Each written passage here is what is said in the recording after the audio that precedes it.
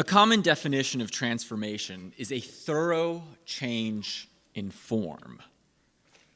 I don't think I have changed in form. I have been at core the same person since my youth.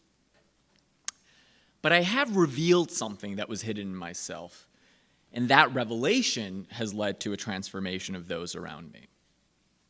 So let me set the stage for you. It was early 1981. My parents, recently arrived undocumented immigrants from Pakistan, had a newborn baby at home, my sister.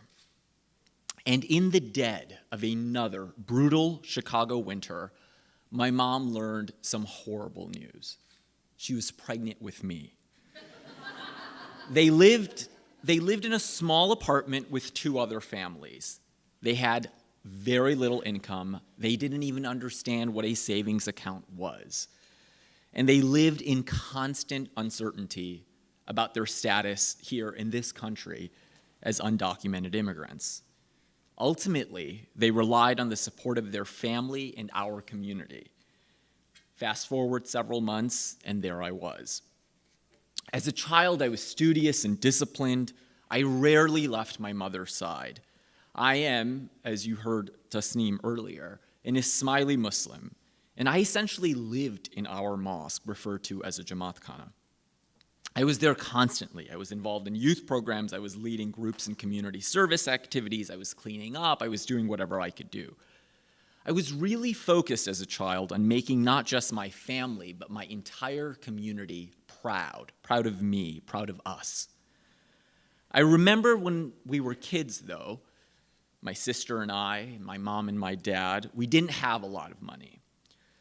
So instead of going to a nice restaurant or a movie on a Friday night, we would all pile into my father's taxi cab and drive down to an area in Chicago called Boys Town. That's where all the gay men would hang out. And we'd watch men walking around, holding hands, wearing leather pants in some cases. For my family, it really was. It was like the circus. It was a spectacle. It was something they'd never seen before in Pakistan. Now, don't get me wrong, this wasn't about disdain for gay people, but it was their utter otherness that fascinated and captivated my family. While my family's reaction was not overtly hostile, it certainly was not positive. And there I was as a young man sitting in the backseat of the cab as we were driving through Boys Town, feeling I was much more like the people outside of the car than the ones inside of the car.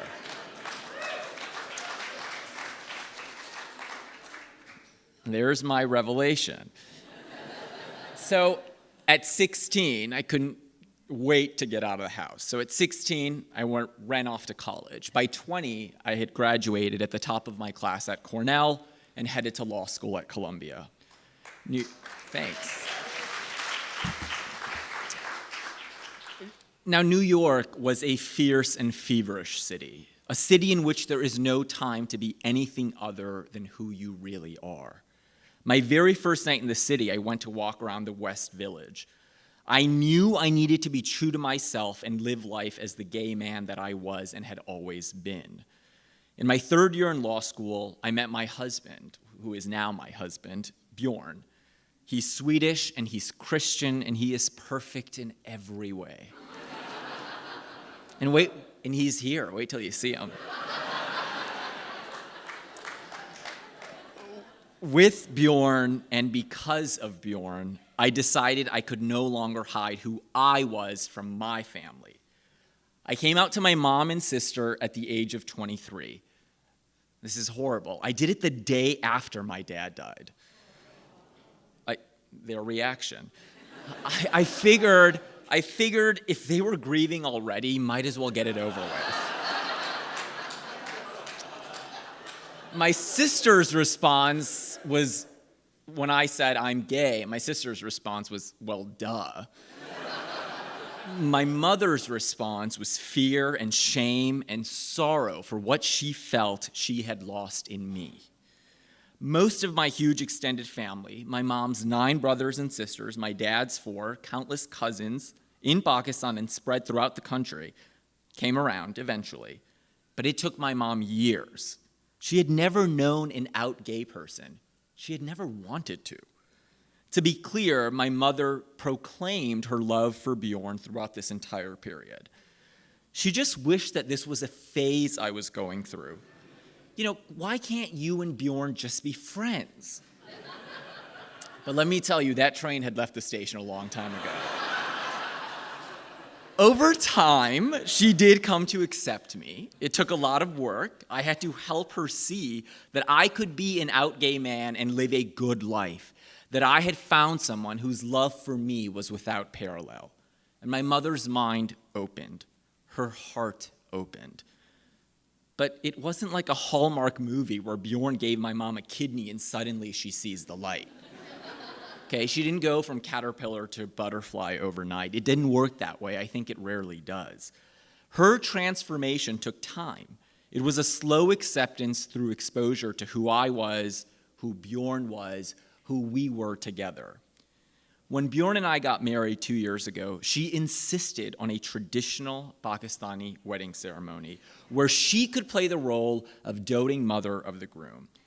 It was the happiest day of my life, not only because I was marrying the man of my dreams, but also because my mother was standing right next to me, holding her head up high.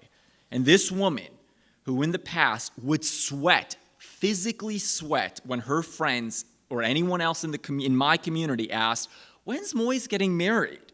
He's such an eligible bachelor." This woman began posting pictures of me and my boyfriend and now husband on her Facebook page. 20 members, here's to my mom. 20 members of my brown family and my white, blonde-haired, blue-eyed husband in pictures together. She proudly proclaimed that now she had 2 sons. Soon enough, people in our small community in Chicago knew that Moez, friend to their kids, ever present in our mosque, the lawyer, was a gay man, and they came to accept that I was no different than who I always was. I walk into my mosque today with my head held high. I want young people to see that pride, to know that living their truth, whatever it is possible, that their decisions can someday affect others. Harvey Milk used to explain that knowing a gay person is the most powerful force that can change one's views. Knowing that they are your sons, your daughters, your brothers, your cousins. And my Ismaili Muslim community did embrace me. A religious community with little precedent upon which to base their reactions to a gay guy, focused not on their conceptions of morality, but on the strength of their love for and history with me. So I revealed myself. I had to, and I learned that every act of truth has consequences that go far beyond the actor.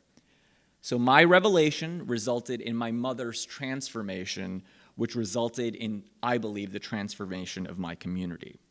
And in this moment in history, with all that is going around and going on in this country, I cannot help but feel that we all must come out of the closet.